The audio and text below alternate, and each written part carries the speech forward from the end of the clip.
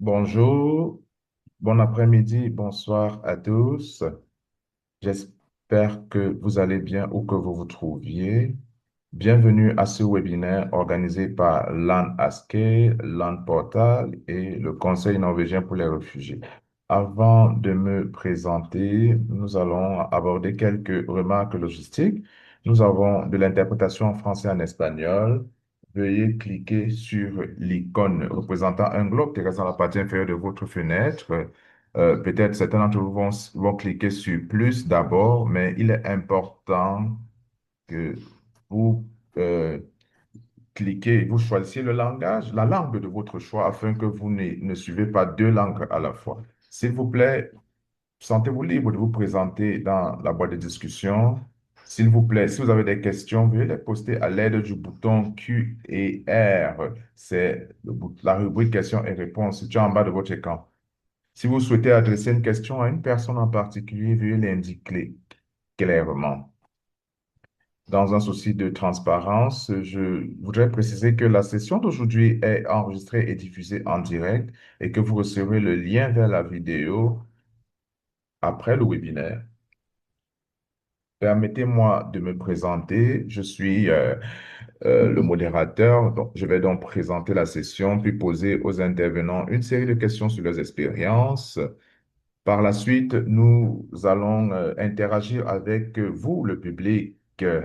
Je m'appelle Marco Lancos et je travaille pour l'Organisation internationale de droit du développement à Rome. Pour ceux d'entre vous qui ne nous connaissent pas, l'OIDD est une organisation intergouvernementale qui promeut une justice centrée sur les personnes et l'état de droit afin de faire progresser le développement durable et la paix. Je remercie les organisateurs de m'avoir donné l'opportunité de modérer le présent webinaire. Je cède maintenant la parole à IFA qui, merci et une fois de plus, bon, bienvenue à tout le monde. Je vois que nous sommes déjà près de 288 personnes présentes. Donc, bienvenue dans le cadre du programme Land at Scale.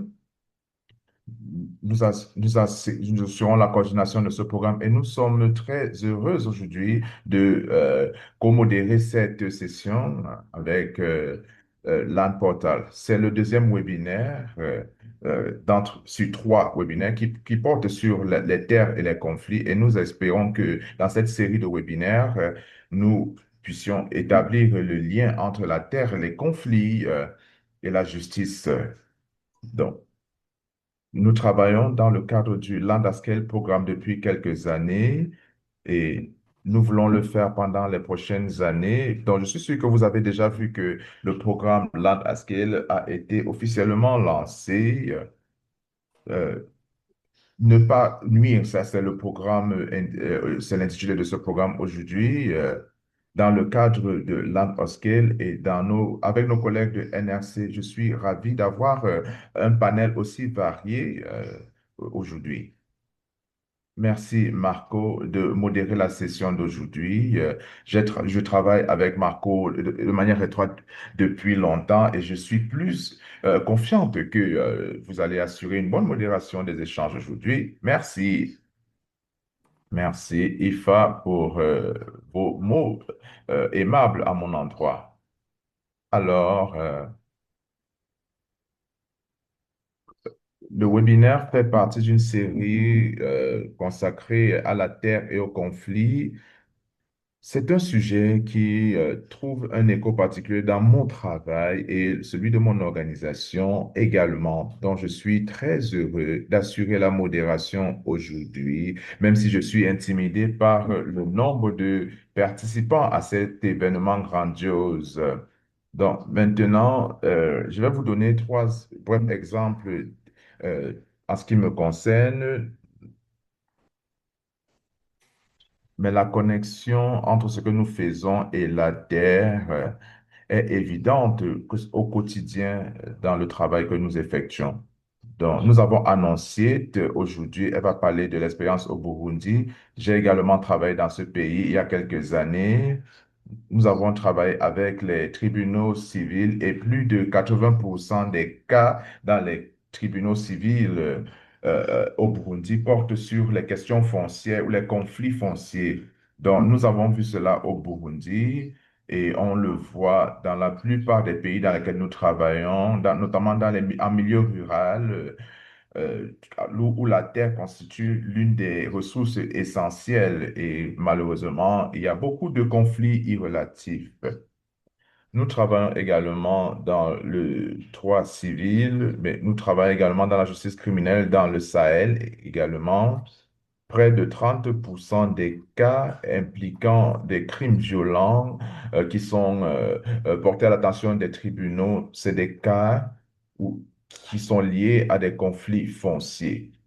Et généralement, le travail que nous effectuons, et je sais que beaucoup d'entre vous travaillent également dans les questions foncières d'une manière ou d'une autre, notamment dans les pays en proie à des conflits ou des pays fragiles. Donc, il est important, c'est un sujet très important et quelque chose que nous voyons également et qui se rapproche de notre thématique d'aujourd'hui, notamment ne pas nuire, c'est que lorsque la gouvernance, les interventions liées à la gouvernance foncière sont mises en œuvre à travers les réformes pour renforcer l'administration foncière, la formalisation des droits, la consolidation des droits, généralement, il y a un impact sur la justice. Donc, ces interventions peuvent affecter les prises de décision et conférer une certaine légitimité aux personnes qui s'impliquent dans la défense des droits des communautés. Et comme IFA l'a suggéré, nous ne devons pas simplement avoir une vision étroite ou alors qui se limite seulement à notre secteur, mais c'est un appel à ce que nous ayons une perspective plus large dans notre travail sur les questions foncières. Donc, le programme Ne pas nuire, je sais que certains d'entre vous connaissent déjà ce principe qui émane du fait que il y a la prise de conscience que l'aide peut involontairement aggraver les conflits, les inégalités ou les préjudices et qu'elle doit donc être conçue et mise en œuvre en tenant compte des effets secondaires.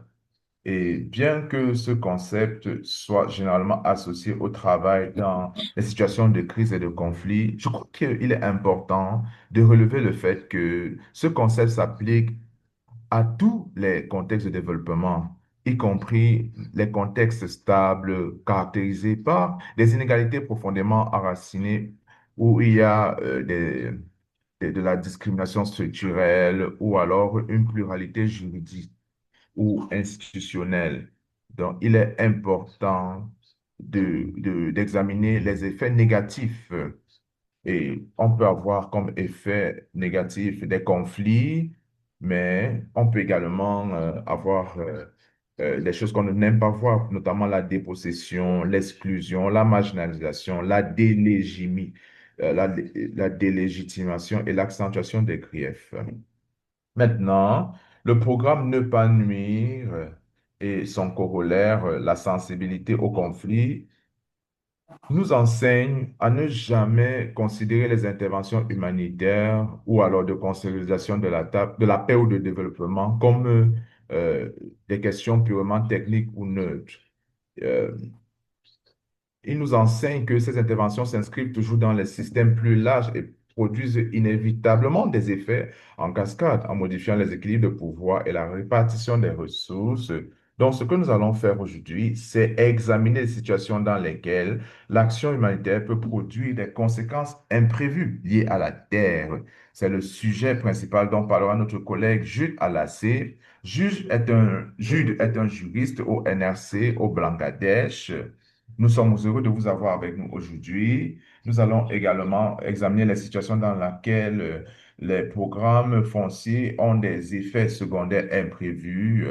C'est ce dont parlera notre collègue Annonciette. Elle est responsable de programme au sein de l'organisation ZOA au Burundi. Et nous allons parler des cas où des programmes de développement dans d'autres secteurs ont des effets imprévus sur les droits fonciers. Maintenant, notre collègue Paul Petitore expliquera comment ces effets peuvent être évités et gérés. Paul est spécialiste principal en administration foncière à la Banque mondiale. Il est basé en Croatie et couvre la région Europe et Asie centrale. Il assure la direction actuelle d'une étude mondiale sur la fragilité, les conflits et la violence. Au-delà de la présentation d'exemples, nous demanderons à nos chers panélistes comment est-ce que la réflexion sur ne pas nuire peut être efficacement intégrée dans notre façon de travailler en tant qu'organisation humanitaire et de développement et, et si nous devons faire plus que simplement prévenir les dommages. Maintenant, je vais me tourner vers les panélistes et ma première question sera adressée à Jude. Jude, une fois de plus, nous sommes heureux de vous avoir avec nous aujourd'hui. Maintenant, d'après l'expérience du NRC dans des contextes humanitaires, euh, quels sont les moyens les plus courants par lesquels les dommages liés à la terre sont involontairement causés lorsque la terre n'est pas l'objet principal de l'intervention? Je vous passe la parole, Jude. Merci, bonjour, bon après-midi, bonsoir à tout le monde. Donc, pour répondre à cette question, je vais présenter deux cas. Le premier cas a eu lieu dans un camp de réfugiés à Cox's Bazar au Bangladesh, où un acteur du secteur assainissement, hygiène, a installé plusieurs points d'eau afin d'améliorer l'accès à l'eau potable. Sur le papier, tout semblait parfait. Les normes techniques étaient respectées, la communauté accueillait favorablement ces installations et la construction avançait rapidement en raison des délais imposés par l'urgence. Mais aucune diligence raisonnable n'a été effectuée pour déterminer qui contrôlait les terrains sur lesquels les points d'eau avaient été construits. Que s'est-il passé ensuite? Après la construction, un membre de la communauté d'accueil a revendiqué la propriété des terrains où les points d'eau avaient été installés. Le propriétaire a commencé à facturer l'eau aux ménages réfugiés environ 4 dollars américains par utilisation. Certaines familles ont cessé d'utiliser les installations parce qu'elles ne pouvaient pas se permettre de payer et les tensions entre les réfugiés et les membres de la communauté d'accueil autour de ce camp se sont accrues.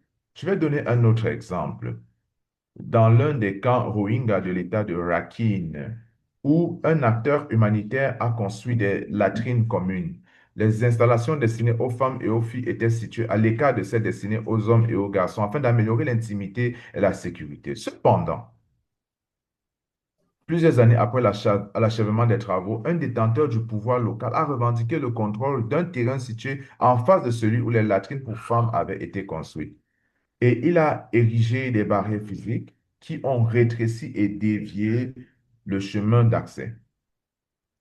Et cela a rendu particulièrement difficile et dangereux l'accès aux latrines pendant la nuit, notamment. Et il en a résulté une discrimination fondée sur le genre qui a conduit de nombreuses femmes et filles à éviter complètement ces installations pendant la nuit. Les deux exemples que je viens de montrer montrent que l'utilisation des terres n'est jamais neutre dans les interventions humanitaires, peu importe le secteur. Naturellement, les terres et les biens immobiliers sont à la base de presque toutes les interventions. Nous avons vu des services de santé, comme je l'ai dit, nous avons vu des services de santé interrompus parce que des cliniques avaient été construites sans la diligence requise. Nous avons également vu des centres communautaires qui fournissent des services de protection ou au point de distribution être fermés. Donc, même lorsque une intervention n'est pas liée à la terre, celle-ci sera toujours la plateforme de l'aide. Merci infiniment. Je vous repasse la parole. Merci infiniment, Jude. Est-ce que je peux poser une question de suivi? De quelle façon est-ce que ce type d'effet aurait pu être empêché à travers une diligence raisonnable? Si cela avait été effectué au préalable, qu'est-ce qui aurait pu être amélioré?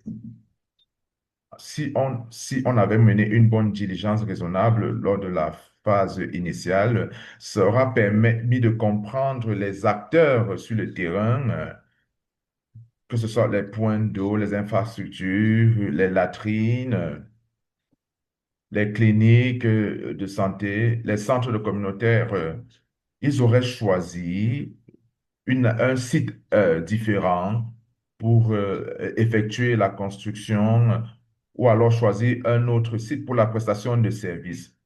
Si les sites n'étaient pas disponibles, peut-être on pouvait procéder par négociation, parvenir à un accord avec les titulaires des droits ou alors les propriétaires terriens et documenter tout cela pour éviter tous les risques liés à la mise à mal de ces secteurs. Merci. Merci.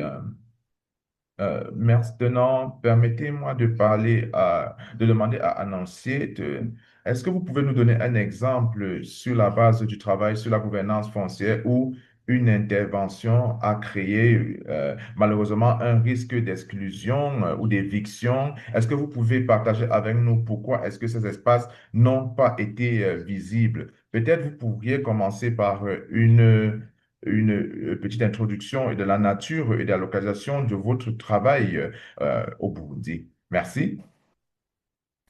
Merci beaucoup. Le travail qui fait la sécurisation foncière au Burundi œuvre dans la commune qui s'appelle Nyanzalak et fait l'enregistrement systématique des terres des populations.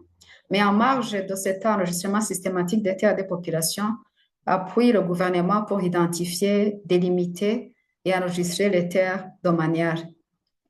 Le cas qui a effectivement été relevé comme créant de l'insécurité, c'était pendant l'identification et la délimitation des terres domaniales.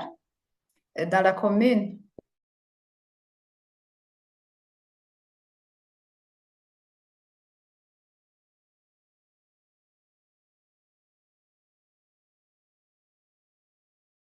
et il y a aussi des populations qui occupent les zones de réserve abusivement. Et ces deux sortes de catégories de personnes se sont inquiétées pour leur sort parce que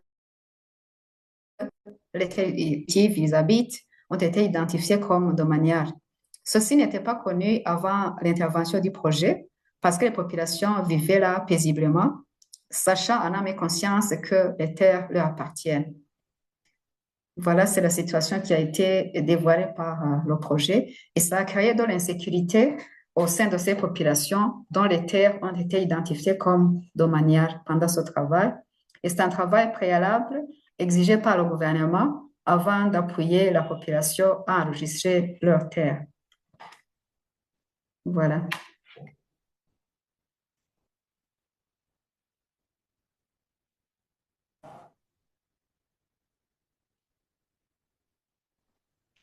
Est-ce que, est-ce que Je suis désolé, nous ne vous avons pas bien suivi. Malheureusement, est-ce que j'ai bien compris que vous soutenez la certification systématique et non discriminatoire des terres des populations? Il y avait des communautés qui vivaient dans les terres domaniales. Et quel était le problème? Est-ce que ce territoire a été identifié comme le terrain des communautés? Je veux savoir quel est le problème qui s'est produit. Votre connexion était un peu entrecoupée, s'il vous plaît. Je n'ai pas bien suivi. Ah, ok, je m'excuse. Effectivement, la première partie de mon intervention a été bien saisie. C'est que le projet travaille dans une commune et appuie les populations en enregistrement systématique de leurs terres. Mais il y a une activité préalable que le gouvernement recommande, c'est l'appui à l'identification et à la délimitation des terres de l'État. Et cette activité est faite par les institutions étatiques, les services techniques de l'État. Pendant ce travail d'identification et de délimitation des terres domaniales, il s'est fait qu'il y a des terres qui ont été qualifiées comme domaniales alors que sont déjà occupées par des populations. L'insécurité a été que ces populations s'inquiètent que le gouvernement va les chasser de leurs terres. Il y en a qui sont sur les terres domaniales, il y en a qui sont sur les terres de réserve. Je ne sais pas si c'est bien capté maintenant.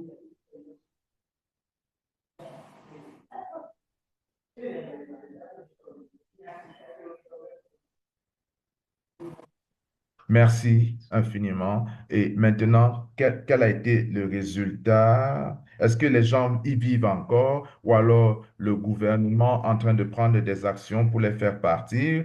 Qu'est-ce qui est la situation actuelle? La situation actuelle, il y a eu des démarches. Avant d'arriver à cette situation actuelle, il y a des démarches. Avec cette situation, il y a eu ouverture d'un conflit entre population et État.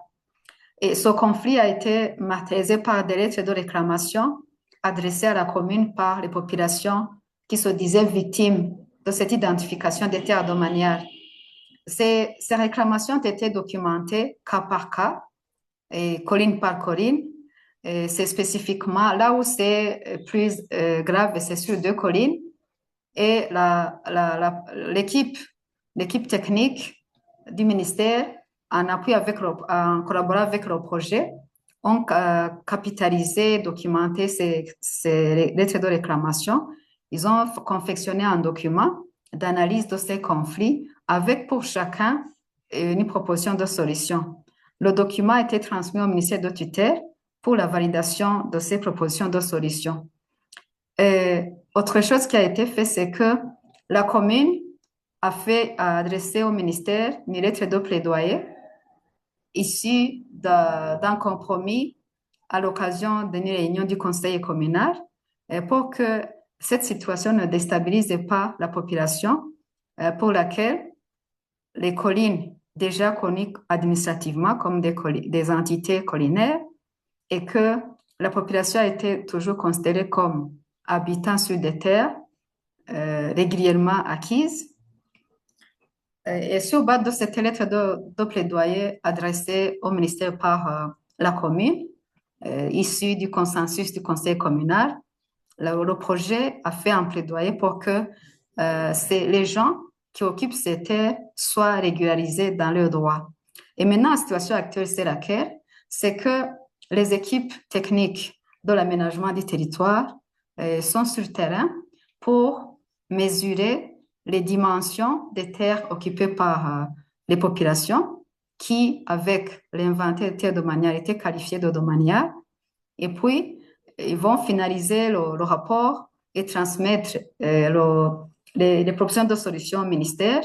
Et le ministère va essayer de valider parce que avec les réunions que le projet a fait avec le ministère de tutelle, c'est que dans l'identification de ces terres et dans le mesure de ces terres, avec évidemment un guide d'entretien demandant à la famille la période d'occupation, le temps qu'il vient de passer là-bas, le motif du déplacement si jamais il avait une autre terre dans d'autres communes. Et il doit justifier le motif de ce déplacement de sa commune initiale vers la commune d'action du projet qui est la commune Nyanza. Et avec ce rapport, il fait des propositions de solutions cas par cas à soumettre au ministère pour validation. Et après,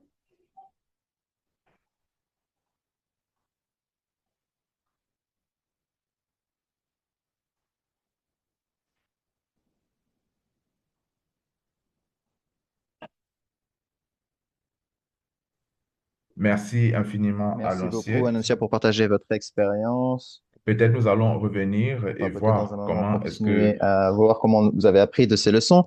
Maintenant, je vais passer la parole à Paul.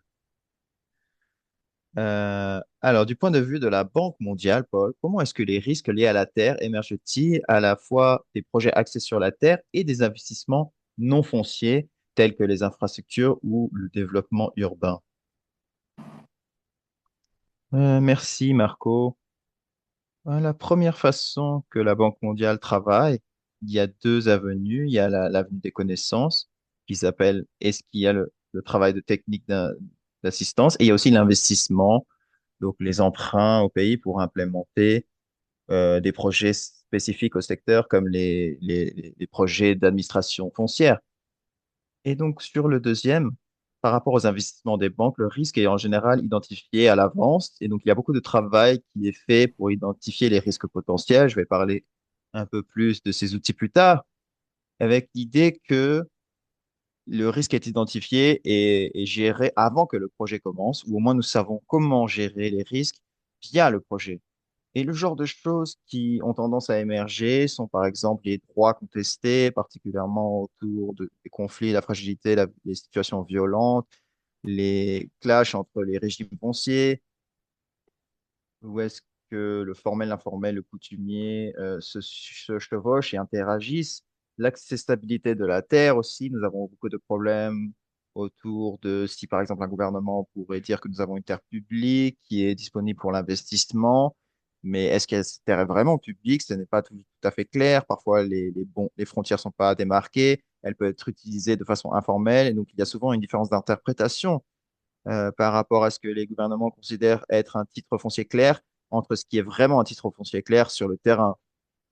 Et comme je l'ai dit, la plupart du risque est géré à l'avance et des mécanismes sont mis en place dans les projets pour gérer cela par rapport, on a aussi des outils, par exemple les évaluations de désastres qui sont par rapport aux risques liés aux fonciers, dans les conflits dans le contexte des désastres naturels. Et donc, le désavantage de cette démarche à l'avance, c'est que parfois les investissements risqués pourraient être filtrés du système parce qu'il y a un coût élevé pour gérer ces risques.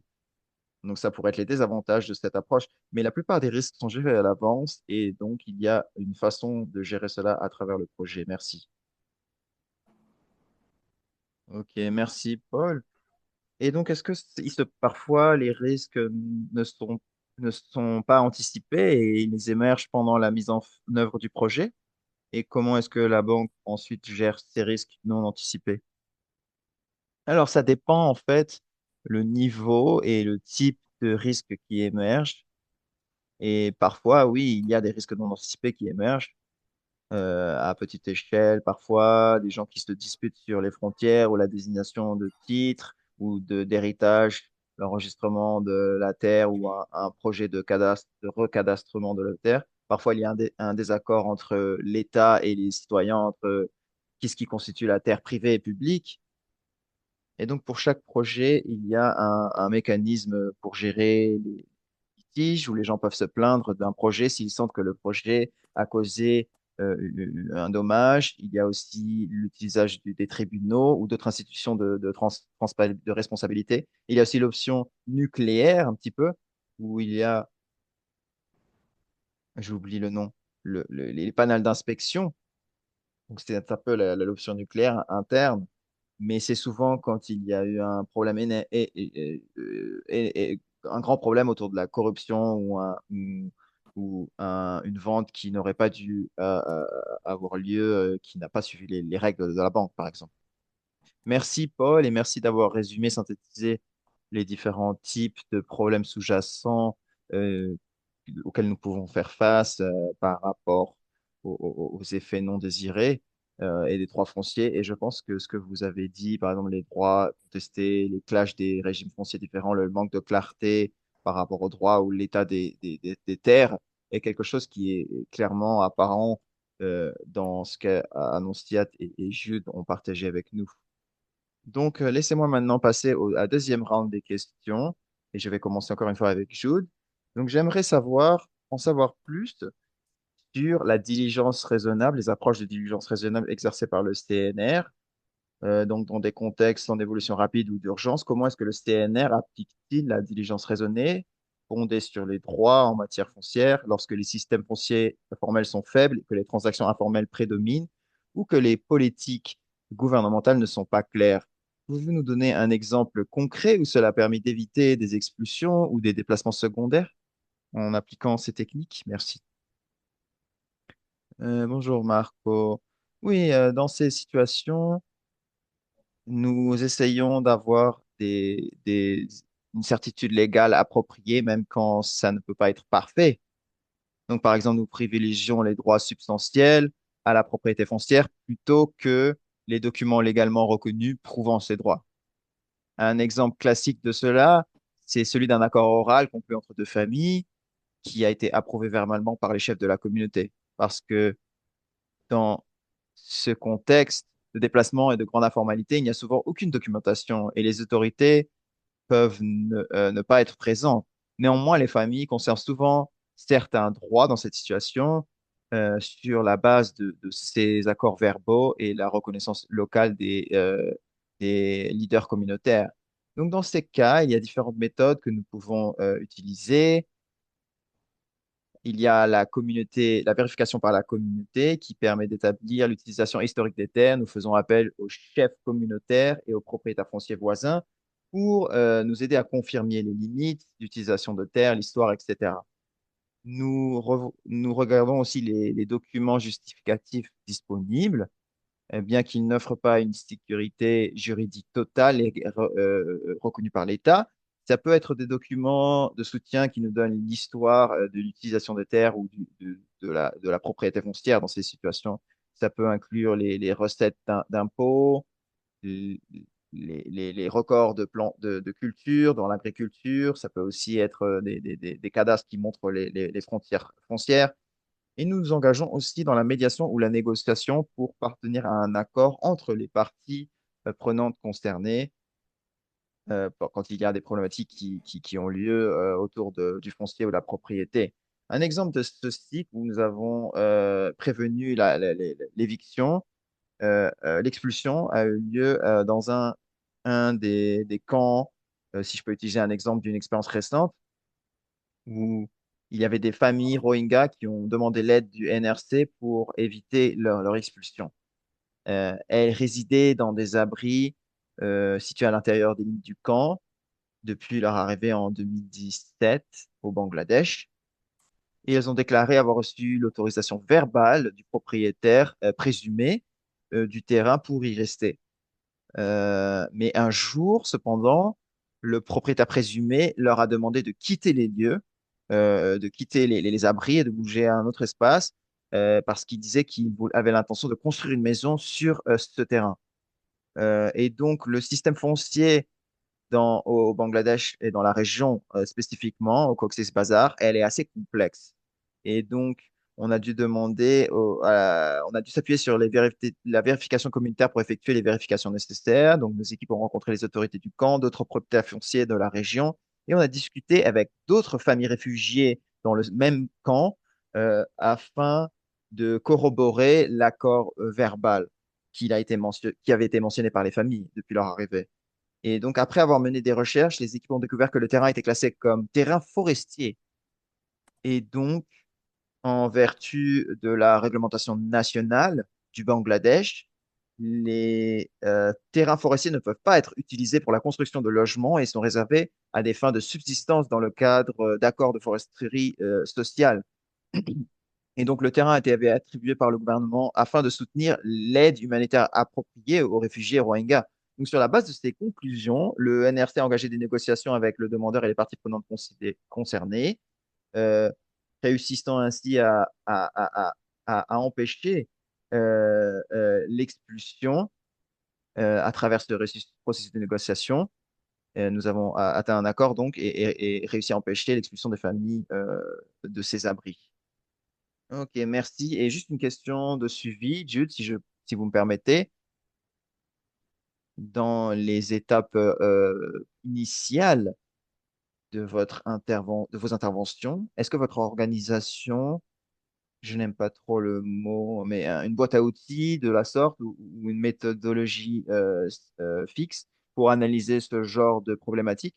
Car ce que vous avez décrit maintenant, c'est un cas assez détaillé et spécifique, mais est-ce qu'il y a des politiques ou des approches que vous avez dans votre organisation que vous utilisez? Vous voulez dire pour analyser des cas de cette sorte, comme des menaces d'expulsion? Oui, peut-être dans la préphase. Je ne suis pas très familier avec votre travail, mais quand vous organisez l'emplacement, installer l'emplacement ou installer, par exemple, une pompe, est-ce qu'il y a un processus établi pour faire votre diligence raisonnable ou est-ce que c'est plutôt qualitatif et spécifique à chaque situation? Donc, normalement, nous faisons la diligence raisonnable pour soutenir certaines activités. Je parle maintenant en tant que NRC comme l'assistance légale et d'information où nous avons des problématiques sur le HLP et d'autres problématiques liées. Donc, nous avons un programme d'abri au sein du NRC et bien sûr, avant qu'il commence avec des constructions, notre programme conduit la diligence raisonnable avant que toute construction ait lieu. Nous essayons toujours d'étendre ce genre de soutien à d'autres types de gestionnaires d'abris et aussi à travers le secteur de production, les groupes de travail. Nous étendons ce soutien à tous les acteurs humanitaires qui ont besoin de diligence raisonnable avant toute intervention. Je ne sais pas si j'ai répondu à votre question. Non, non, c'est bon, il n'y a pas de souci. Merci. Donc, maintenant, je vais passer la parole à Annonciate. D'après votre expérience au Burundi, particulièrement dans les zones rurales où les droits coutumiers, où les lois coutumières s'appliquent, comment est-ce que les processus d'enregistrement ou de formalisation des terres peuvent-ils involontairement désavantager les femmes ou d'autres groupes vulnérables? Et quels sont les signaux que les praticiens doivent surveiller dès le début? Oui. Le système d'enregistrement des terres peut entraîner des impacts négatifs sur certaines couches sociales. Par rapport à la situation vécue, c'est que, par exemple, les femmes qui ne sont pas mariées légalement, il y a eu ce problème pour l'enregistrement d'unitaire qui est occupé par un couple non marié légalement. La solution qui a été trouvée par le projet, c'est que sur le certificat foncier, on puisse mentionner qu'ils sont copropriétaires. Et inversement, comme perte de droit, la femme légale perd son droit parce que ce terrain pourrait être enregistré au nom de la femme légale et de son mari. Mais voilà que comme la terre est occupée par la femme illégale et son compagnon, on est obligé d'enregistrer le terrain sous ce couple qui occupe, même si c'est pas légal leur mariage, leur union, c'est l'union libre.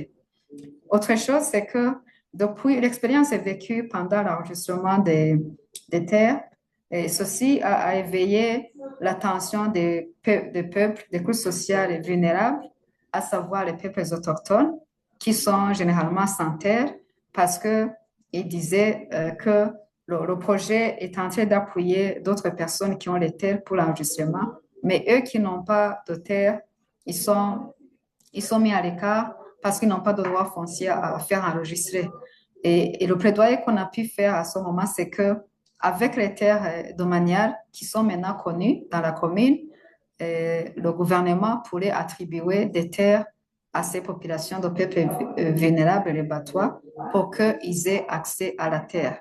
Ceci a été fait pour exploiter cette complainte par rapport à un droit.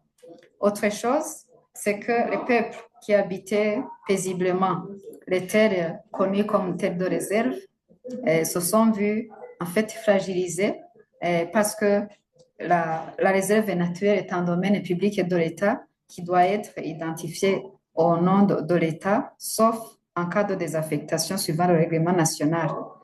Et aussi, il y a une étude qui a été diligentée tout au long du projet pour pouvoir évaluer les changements. C'est une étude de longitudinale qui a eu lieu en trois grandes phases. Ça a permis à ce qu'on puisse desserrer les idées des communautés par rapport à la stabilisation des droits et par rapport à la perte des droits dans un autre côté. Et l'étude était diligentée vers les communautés dans l'ensemble, et aussi vers les autorités collinaires et aussi les autorités communales. Ça nous permettait de voir des changements tout au long du processus. On en a fait avant l'enregistrement sur sur des collines échantillons, 6 collines sur les 26 que compte la commune. Et aussi, ça a été fait sur les mêmes collines pendant l'enregistrement et ça a été fait aussi sur les mêmes collines après l'enregistrement pour mesurer quel est l'impact de la certification foncière sur les mêmes collines et sur les mêmes personnes interviewées. Et autre chose, c'est que les enfants, voyant que leurs parents sont en train de certifier leurs terres et aussi de pouvoir avoir du crédit dans les microfinances, parce que le certificat foncier peut être hypothéqué, on commençait à réclamer à leurs parents si ils peuvent avoir eux aussi. Mais il y a eu un conflit pour certains ménages, je dirais, c'est pas tous, et que les parents, tant qu'ils sont encore en vie, la terre reste gérée par les parents et les enfants pourront accéder quand les parents ne seront plus. Donc, ça a éveillé certaines attentions qui étaient entre-temps silencieuses. Voilà.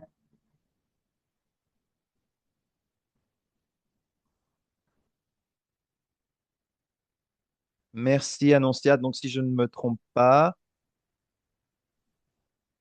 vous avez travaillé sur l'enregistrement et la certification des terres dans le sud du Burundi depuis 2013 ou 2014, si je ne me trompe pas. Donc, vous avez plusieurs années d'expérience accumulées et je me demandais si toutes ces perspectives au sujet de comment protéger les droits des femmes mariées formellement ou informellement, les droits des veuves, les droits des filles, des familles biologiques euh, ou de communautés vulnérables.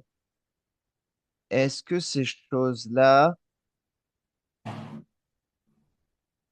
est-ce qu'il s'agissait de choses dont vous étiez consciente depuis le début du travail ou est-ce que vous l'avez appris au fur et à mesure des années, comment gérer ces situations? Et est-ce que ça a été possible pour vous d'amender vos projets pour répondre à ces différentes problématiques? Oui, oui, il y a des situations qui étaient connues avant le projet parce que en 2016, il y avait eu dans la même commune un travail sur la résolution des conflits, sur l'analyse des conflits et sur la résolution des conflits. Le travail avait été demandé par l'administration provinciale parce que la commune est une commune à forte migration des gens venant des autres provinces. C'est frontalière à la Tanzanie et au Congo. Donc, il y a beaucoup de mouvements de par les pays voisins. Et aussi, c'est une commune qui a beaucoup été secouée par les crises, les guerres qui ont secoué le Burundi. Donc, il y a des rapatriés, beaucoup de rapatriés. Il y a des conflits complexes entre rapatriés et résidents. Et il y a ces couples, je dirais polygames, sont un peu nombreux par rapport aux autres communes parce qu'il y a beaucoup de migration. Les hommes partent au Congo ou en Tanzanie, laissent une femme dans la commune et rentrent avec une autre femme. Et aussi beaucoup d'enfants à gauche, à droite. Et les gens qui migrent vers la zone Nyanza, venant d'autres provinces, des fois laissent les femmes, les premières femmes dans l'autre province et trouvent une autre femme à Nyanza et des enfants, et ainsi de suite. Donc, il y a des situations qui ont été découvertes avant le projet. Et pour ce qui est des situations ont été découvertes pendant le projet et qui a permis une flexibilité à la fois pour le bailleur et aussi une adaptation par rapport à notre projet. C'est spécifiquement le cas des couples non mariés légalement. On a dû avoir une adaptation pour voir avec d'autres acteurs dans le foncier au Burundi comment enregistrer, à qui enregistrer ces terres. Et la formule qui a été adoptée, c'est de les classer comme copropriétaires parce que et la femme illégalement mariée et l'homme ont fourni des efforts pour avoir ce terrain. Donc, quelque part, ils ont mis des revenus ensemble, on peut avoir le terrain. Mais ce qui fait perdre un droit au niveau de la femme, la femme légale. Et autre chose qui a Excusez-moi, Annonciate, je suis désolé de vous interrompre, mais on me dit que je ne gère pas très bien le temps et je dois laisser les questions pour l'audience à la fin, le public à la fin du webinaire. Donc, mes excuses, mais merci d'avoir expliqué la richesse de la situation et je comprends que vous avez pu découvrir certaines de ces études pendant le programme et adapter votre programme pour répondre à ces problématiques au fur et à mesure. Merci. Maintenant, je vais passer la parole à Paul. Et comme je l'ai dit, je dois gérer un petit peu mieux le temps. Mes excuses à tous. Mais est-ce que vous pourrez nous parler un petit peu de genre d'instruments sur lesquels la Banque mondiale s'appuie pour s'assurer que les projets euh, euh, que vous gérez évitent les déplacements, les conflits et font mal aux droits fonciers? Quels instruments vous utilisez et où est-ce que vous voyez des défis dans les contextes fragiles ou touchés par les conflits. À vous. Donc, l'outil principal que nous utilisons, c'est la norme environnementale et sociale de la banque qui remplace la version antérieure qui était les sauvegardes environnementales et sociales de la banque. Et cela gère les paramètres de comment nous opérons dans ces situations. Et par rapport au foncier, la clé, c'est le standard numéro 5 qui s'applique aux déplacements physiques et économiques, que ce soit temporaire ou permanent. Et donc, le remède, c'est de fournir une compensation à coût de replacement. Et donc, cela euh, s'applique à toutes les banques qui prêtent de l'argent ou donnent une subvention à un gouvernement. Ils doivent passer par cette évaluation de cadre. Donc, on aurait un spécialiste qui regarderait le projet du document. Il ferait une identification sur le terrain des zones où il y aurait une infrastructure physique, un investissement d'infrastructure physique pour voir s'il y a des gens qui seraient affectés ou pas affectés. Et le problème, c'est que cela couvre seulement l'acquisition des terres et les restrictions sur l'utilisation des terres, et c'est seulement pour les investissements des banques ou les projets de subvention, et donc le scope est en fait assez réduit. Le problème, c'est que particulièrement en FCV, dans le contexte de FCV, la question est que est-ce que ce serait le meilleur outil pour identifier où, par exemple, il y aurait des expulsions à l'avance et peut-être que le cadastre pourrait être mis à jour, ou dans le cas de la Syrie, où on voit des transactions à grande échelle fraudulantes, où le registre dit quelque chose, mais c'est le résultat de fraude, de la fraude ou de vol ou de corruption. Donc, il y a la question de est-ce que nous pouvons juste s'avancer et construire une bulle autour de notre projet sur la base des faits sur le terrain où le projet est en train d'être évalué et si c'est suffisant. La grosse chose, la bonne chose du ESF, c'est que ça nous a déplacé vers ne pas faire de dommages à essayer de faire quelque chose de positif. Et donc, on a beaucoup de références à s'il y a un cas d'expulsion involontaire, il devrait y avoir de la compensation au coût de remplacement, mais est-ce qu'il y a aussi des choses que nous pouvons faire pour améliorer les moyens de subsistance des gens à travers ces projets? Donc, il y a une incentive pour aller au-delà de juste ne pas faire de mal. Et j'ai vu qu'un des collègues a déjà posté une question, donc je vais peut-être répondre à cette question très rapidement. Le ESF n'est pas juste une évaluation d'une fois. Si le standard est déclenché, il faudrait y avoir un plan de remplacement, excusez-moi.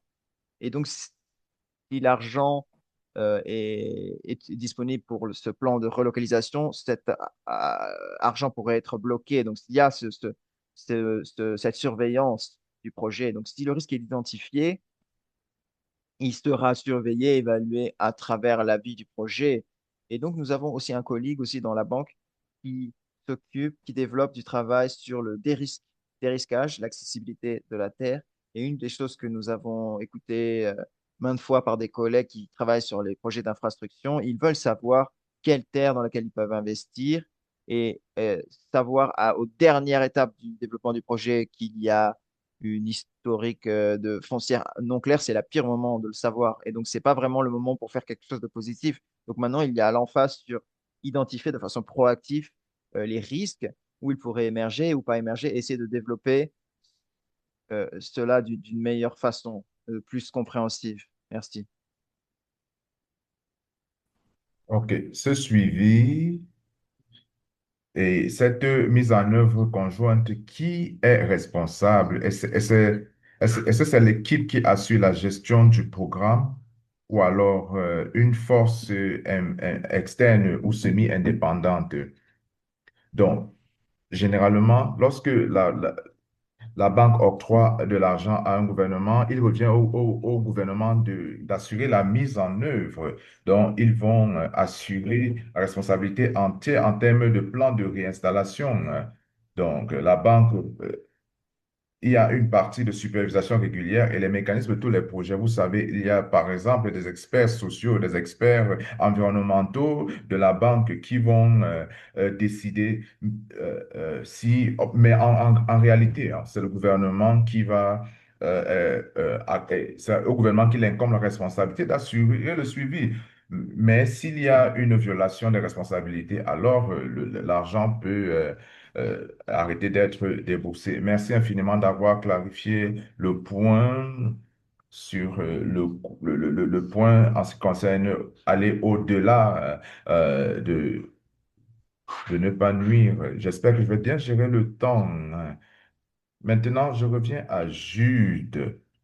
Comment est-ce que les acteurs humanitaires concilient les contraintes de temps et d'échelle avec les normes de protection, notamment lorsque les problèmes fonciers apparaissent plus tard dans la mise en œuvre, notamment dans les contextes très contraignants tels que les zones d'accueil de réfugiés? Marco, dans les situations du genre, les contraintes de temps peuvent nuire aux normes de protection parce que les situations d'urgence exigent une prestation rapide des services. Donc, la diligence raisonnable en matière de situation d'urgence, ça peut être perçu comme un frein à la mise en œuvre. Donc, cela crée une tension entre la rapidité et le principe de ne pas nuire. Cependant, le fait de ne pas effectuer de diligence raisonnable entraîne souvent des problèmes plus importants par la suite. Généralement, nous préconisons toujours que la diligence raisonnable en matière de situation d'urgence puisse être effectuée pendant la phase de conception. Cependant, dans la réalité, de nombreuses interventions se poursuivent sans elles, souvent en raison de contraintes de temps ou de priorités opérationnelles concurrentes. Donc, parfois, il y a des risques pour la protection des personnes déplacées, des risques pour la réputation des organisations. Et en fin de compte, il y a parfois un gaspillage de ressources pour les personnes que nous essayons de soutenir. Je me souviens, il y a quelques années, au Burkina Faso, à la suite d'un déplacement interne soudain, un acteur du secteur de logement a procédé à la planification du site, autant pour moi, et à la construction de logements sans diligence raisonnable appropriée. Peu de temps après, une personne s'est présentée pour revendiquer la propriété de ces terrains. Ce qui s'était avéré vrai. Cela a entraîné la démolition des 10 logements, ce qui a finalement retardé la prestation des services d'urgence. Et, et il y a eu un gaspillage de ressources, comme vous pouvez le remarquer. Lorsque des problèmes fonciers apparaissent tardivement, certaines mesures peuvent encore être prises. Et notamment, on a l'évaluation des risques afin de déterminer qui contrôle le terrain, qui pourrait être exclu ou lésé, et si les expulsions, les litiges ou les paiements informels sont en train de se produire.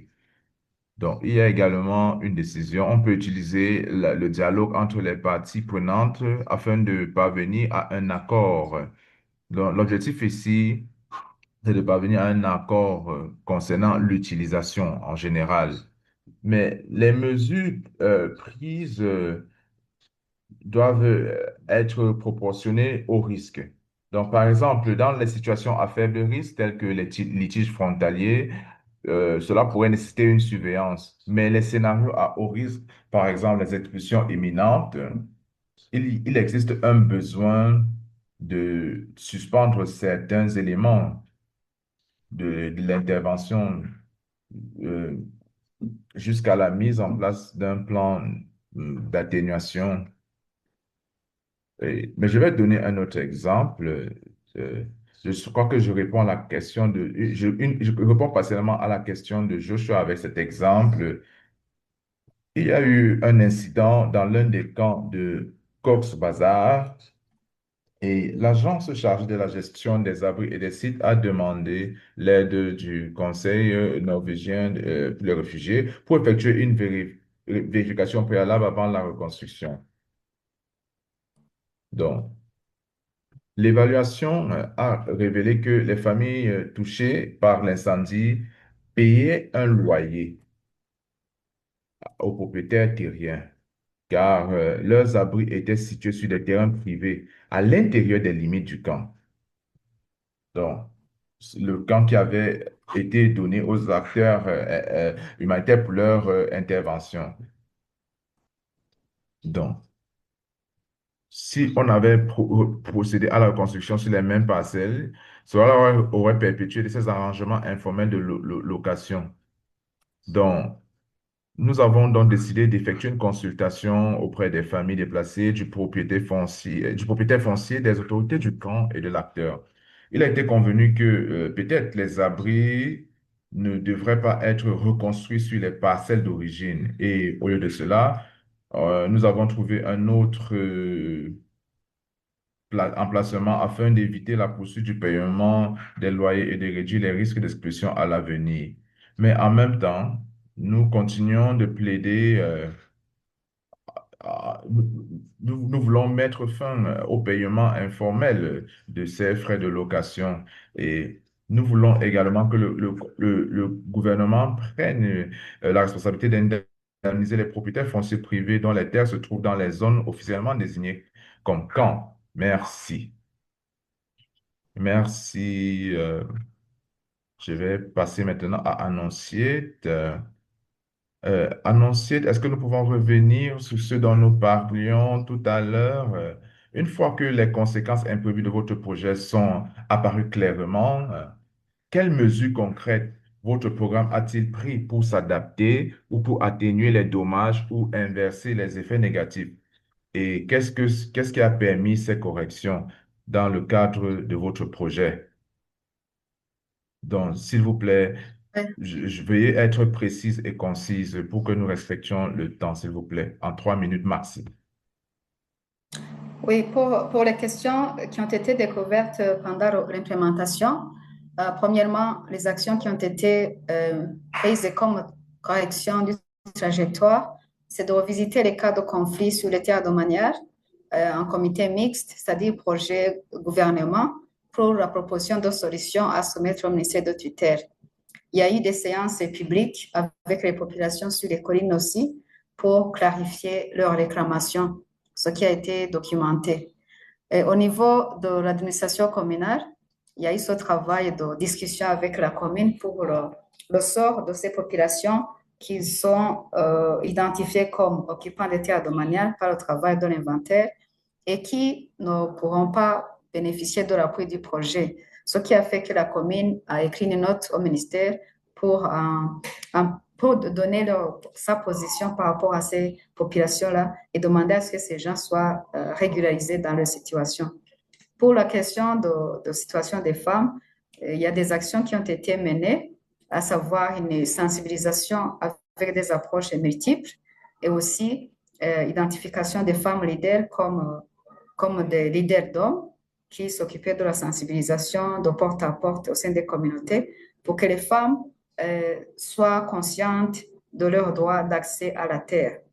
Pour les peuples vulnérables, j'avais parlé si haut du plaidoyer en cours pour la population des Batois pour demander à ce que la gouvernement puisse attribuer des terres à ces Batois, du moins dans la localité où ils sont déjà. Nous avons aussi eu des échos par rapport aux études de longitudinales. On s'est référé aux résultats de l'étude longitudinale pour essayer de faire une programmation adaptative. Et ce qui a permis à faire cette adaptation, c'est la flexibilité aussi du bailleur qui a permis que nous puissions intégrer au moment de la révision ces activités-là. Voilà, merci.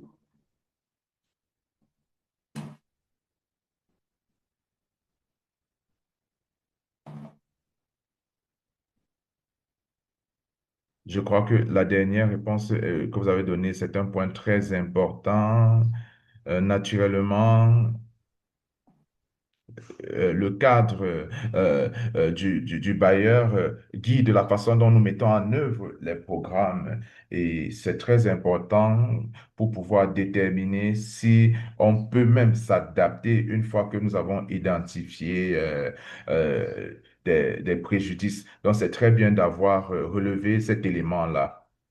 Paul, vous avez parlé, vous avez évoqué le passage du principe de ne pas nuire à celui d'agir de manière positive. À quoi ressemble donc cette approche ne pas nuire plus dans le domaine des investissements fonciers et en quoi cela contribue à renforcer la résilience plutôt qu'à simplement gérer les risques? Merci. J'ai déjà relevé le fait que le cadre environnemental et social permet d'avoir un plus à l'approche, ne pas nuire. Parce que il y a parfois certaines interventions foncières. S'il y a quelque chose qui peut être fait, qui permet de promouvoir le développement, peut-être investir dans les moyens d'assistance des personnes déplacées, investir dans le capital humain, dans le développement humain, ça peut être une compensation pour le déplacement. Comment est-ce qu'on peut apporter une solution? Ça pourrait ne pas être causé par le déplacement des personnes, mais ça peut contribuer à réaliser les objectifs de développement. Par ailleurs, nous travaillons actuellement sur une étude mondiale pour des notes de synthèse dans les conflits fragiles et les marchés en proie à la violence. Et cela est financé par les États, les membres de de la Banque mondiale et le Peace Building Trust Fund. Donc, plusieurs de nos amis néerlandais travaillent dans ce cadre. Comment est-ce qu'on peut travailler sur la promotion de la résilience? Nous avons généralement une bonne connaissance de l'impact dans les pays en proie des conflits, mais généralement, on voit les mêmes choses. On voit les évictions, les accaparements, les expulsions forcées. Donc, comment est-ce qu'on peut résoudre ce problème d'une manière un peu plus proactive? Je vais vous donner un exemple un peu plus concret. Nous travaillons avec une équipe en Ukraine qui investit dans la reconstruction et la compensation des dégâts au domicile causés par les conflits.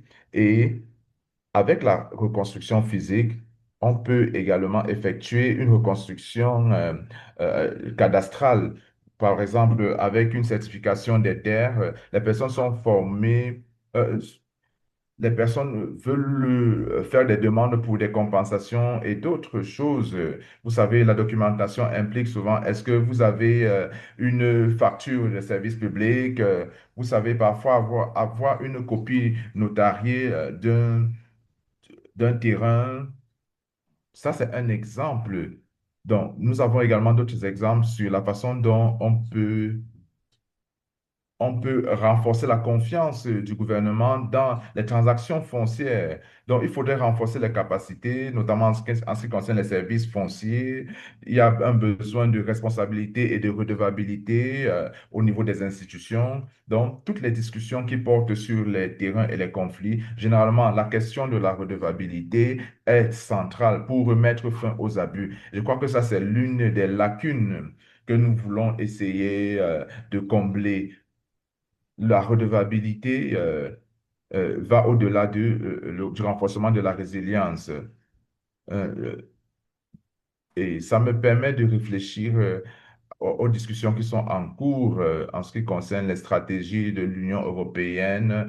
Euh, il y a également un programme d'investissement important et il y a l'approche 360 dans laquelle tout projet d'investissement dans les infrastructures ou dans le secteur énergétique devrait être accompagné par une analyse et des mesures de soutien qui s'assurent que les droits de l'homme ne font pas l'objet d'une violation et que la redevabilité est améliorée et que les effets néfastes qui pourraient survenir sur les terrains soient atténués. Est-ce qu'il y a un dialogue en cours dont vous avez la connaissance entre la banque et l'Union européenne sur cette question?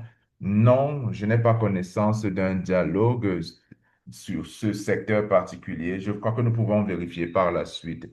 Mais c'est une question importante dans laquelle la banque effectue une diligence raisonnable en ce qui concerne les investissements dans les infrastructures et les projets énergétiques qui sont impliqués et qui nécessitent de l'accès à la terre. Donc, toutes ces choses nous font comprendre qu'il y a une nécessité d'effectuer une diligence raisonnable. Et c'est une partie essentielle. Jude, Jude, je crois que c'est ma dernière série de questions. parce que nul me surveille. Donc maintenant, d'après l'expérience de NRC, quels changements concrets les agences humanitaires pourraient-elles mettre en œuvre dès demain pour mieux intégrer les considérations foncières et véritablement opérationnaliser une approche ne pas nuire dans tous les secteurs? Donc, qu'est-ce qu'on peut faire maintenant dans un futur très proche? Donc, ma réponse sera simple et brève. Généralement, ce que nous avons observé, et comme je l'ai dit dans les exemples que je vous ai présentés aujourd'hui, c'est que il faudrait, la diligence raisonnable n'est pas souvent effectuée. Donc, il faudrait imposer un processus de diligence raisonnable avant toute activité touchant à la terre ou à la propriété. Et cela va dans tous les secteurs. Je vais également demander que il suffit d'intégrer une liste de contrôle dans les procédures d'approbation des projets.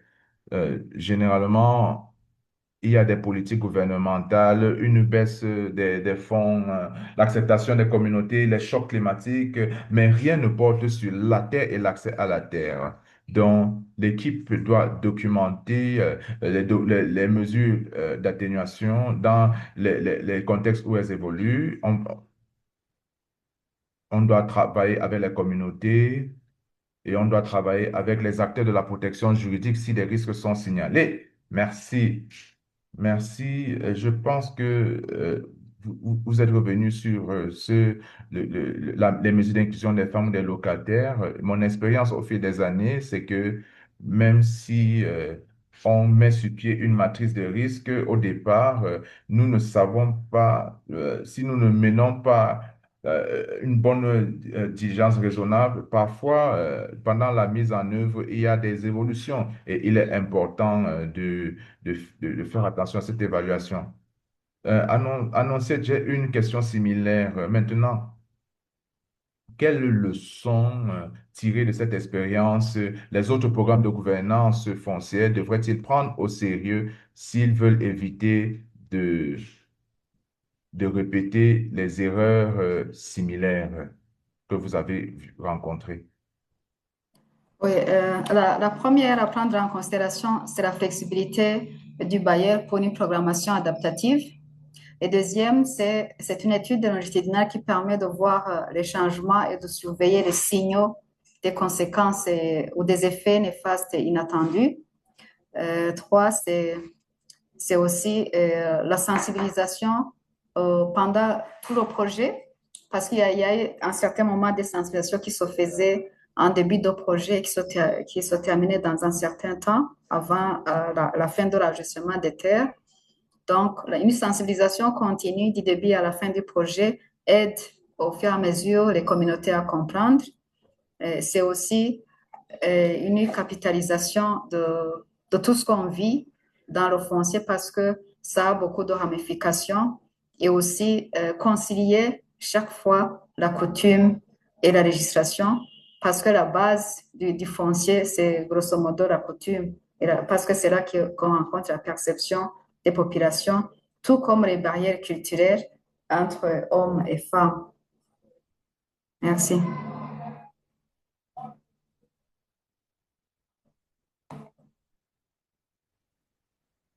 Ah, merci infiniment. Enfin, Paul, une question similaire.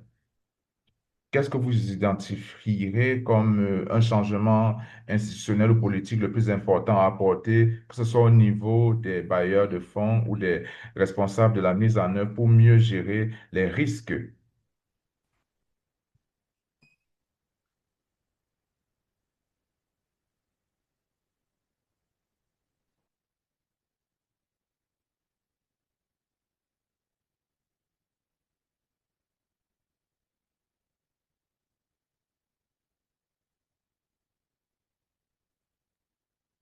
Ouais. Et donc, vous avez été impliqué dans cela avant. Et donc, qu'est-ce que vous pensez? Et donc, on disait, bah, voici les 10 questions qu'il faut demander avant de considérer faire cela. Et donc, il y a des politiques difficiles sur lesquelles il faut faire une décision. Et donc, il ne voulait pas vraiment prendre cette décision. Donc, ce serait la réponse rapide. Et je veux aussi reconnaître un commentaire qui a été écrit dans le question-réponse qui est magnifique et je pense que cela résume tout ce qui manque de ceci parfaitement, de mon opinion. Je ne suis pas sûr si on peut voir ce commentaire. Donc, je demande à tout le monde de regarder ceci. Moi, j'ai tellement d'écrans ouverts en même temps, donc je n'arrive pas à trouver. Mais merci Paul et merci à tous ceux les intervenants, euh, d'avoir de votre patience et pour toutes vos réponses. On a reçu beaucoup de questions et donc je suis informé que, voilà, donc première question est de la part de Edson Dornelles de Andrade, si j'ai bien prononcé votre question. Et donc, elle a dit que le plus gros problème que les peuples autochtones ont avec les tribunaux, c'est la confiance. Quel pouvoir ont les communautés quand le gouvernement et les grandes entreprises sont alignés pour construire une route, un barrage, etc. Quand ils insistent sur la criminalisation, l'intimidation, le faible enforcement des lois et les décisions de tribunal très lentes, comment est-ce que les communautés peuvent quels outils ont les communautés pour faire face à cela? Je ne sais pas si cette question est posée pour un intervenant spécifique, mais ceux qui veulent peuvent répondre à cette question, quiconque d'entre vous.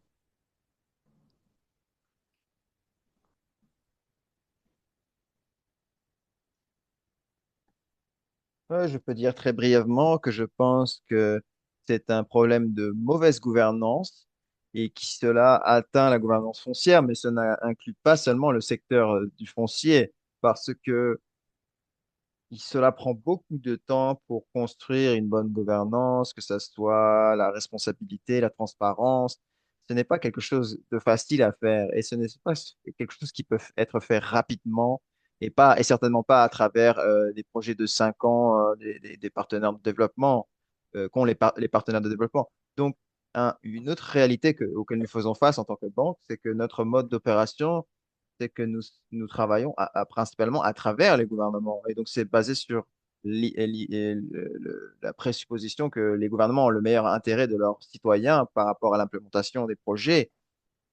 Et donc, par défaut, il faudrait vraiment avoir de la responsabilité à travers les institutions gouvernementales. Je ne pense pas que c'est quelque chose que bon, les organisations développementales peuvent essayer d'améliorer cela, mais ne peuvent pas remplacer la gouvernance gouvernementale en elle-même.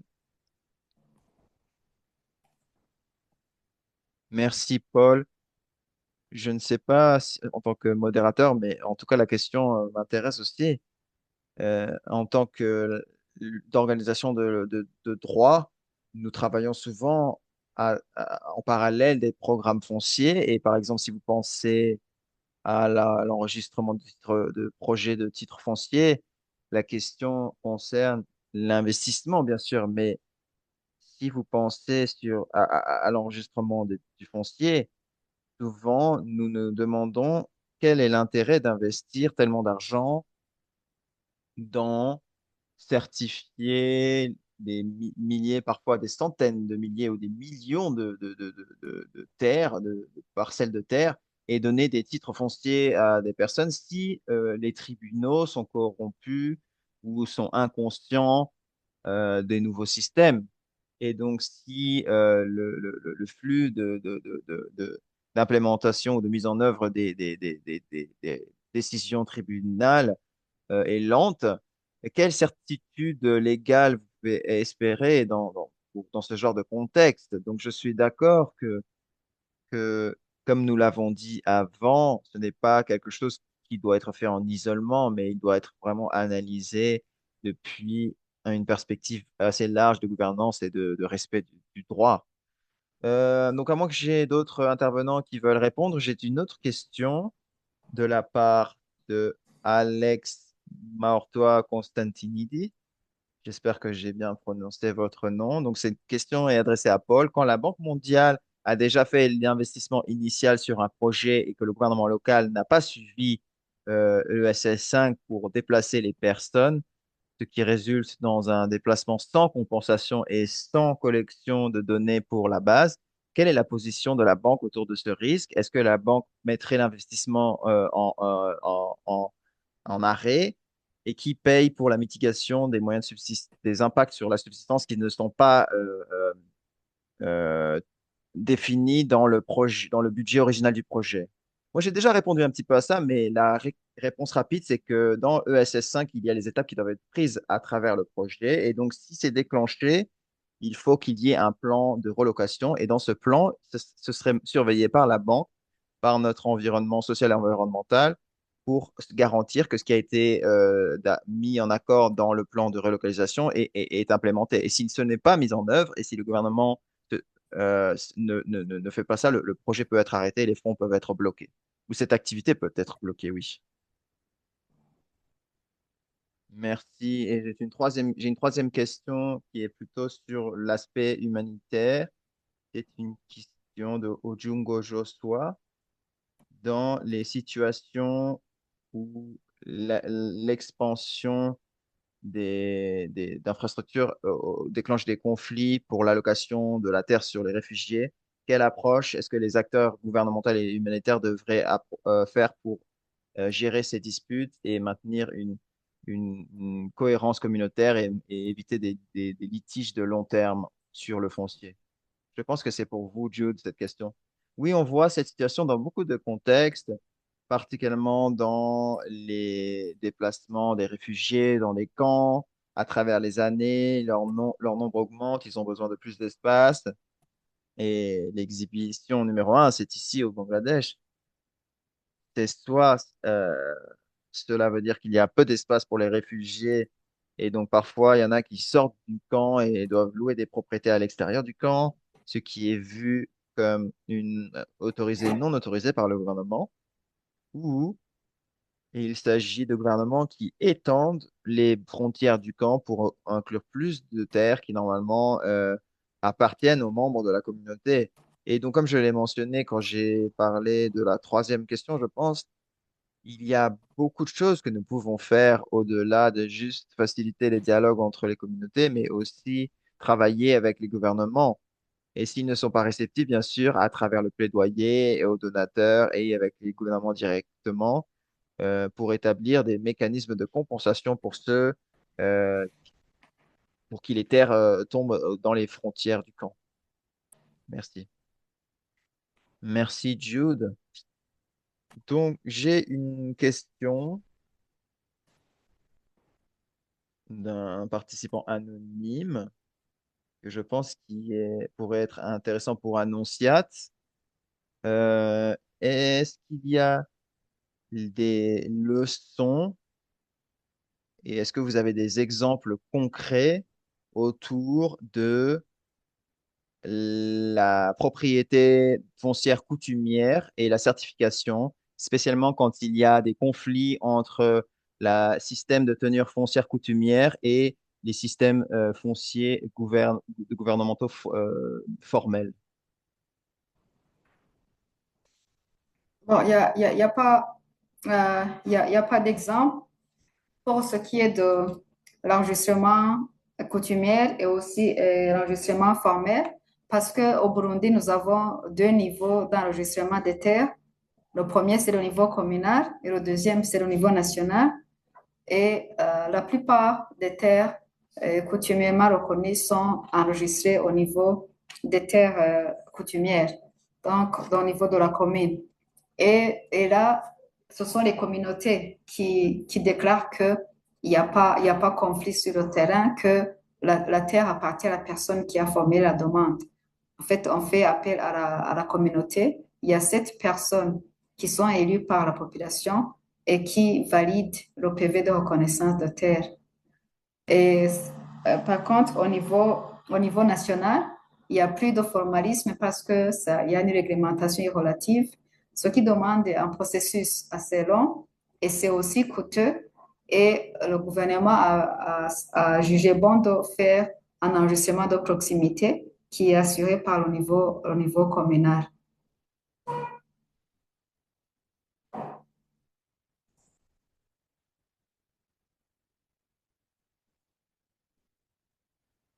Merci beaucoup. Donc, on va commencer à clôturer cette réunion. Merci beaucoup au public pour ces super questions. J'aimerais demander à chaque intervenant de dire en une phrase d'une minute quel est le message unique que vous voudriez que le public et les pratiquants en général de retenir de ce webinaire au sujet de ne pas faire de dommages, de mal dans le contexte du foncier. Jude, à vous pour commencer. Bon, moi, je vais revenir à mon dernier point sur l'importance de la diligence raisonnable et le fait que beaucoup d'organisations essaient de l'éviter ou décident de l'éviter. Et donc, ce n'est pas conduit de façon consistante. Et donc, cette étape n'est pas juste une étape bureaucratique. Cela protège les communautés, cela protège les détenteurs de droits, les partenaires et l'intégrité de notre travail en tant qu'acteurs humanitaires ou de développement. Et donc, si nous faisons cela bien, tout est efficace, tout le reste est efficace, car la diligence raisonnable, dans beaucoup de façons, cela crée des ponts entre les actions humanitaires et les transforme en des solutions faisables. Parce que pour avoir des résultats durables pour les personnes que nous servons, cela devrait être construit sur des principes de transparence, de prise de décision responsable et de ne pas nuire. Merci. Merci, Jude. À vous, Annonciate, votre minute votre message final à transmettre. Le message à transmettre concerne une analyse préalable avant l'implémentation du projet et aussi une analyse de conflit pendant le projet qui permet de mesurer progressivement le conflit et ainsi minimiser l'impact négatif et maximiser l'impact positif du conflit pendant le processus et aussi surveiller les signaux à temps. Merci.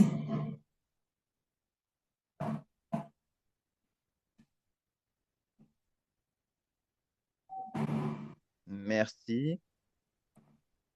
Paul, votre conclusion clé pour le public? Moi, je dirais que la diligence raisonnable n'est pas juste un exercice d'une fois de cocher des cases. Il faut penser au long terme, mais il faut faire cette évaluation de la diligence raisonnable et réévaluer au travers du temps. Et donc, je pense que toutes les opportunités que nous avons pour construire de la résilience foncière dans des projets humanitaires ou de développement, qu'ils soient fonciers ou infrastructures ou toute chose, cette opportunité doit être prise. Il faut en profiter et il faut apprendre à communiquer l'importance de cela au-delà des spécialistes fonciers et du silo foncier parce qu'il y a beaucoup de compétition pour l'argent de développement et il faut pouvoir expliquer pourquoi cela est important. Merci beaucoup à vous, Paul. Merci à tous de nous avoir rejoints aujourd'hui.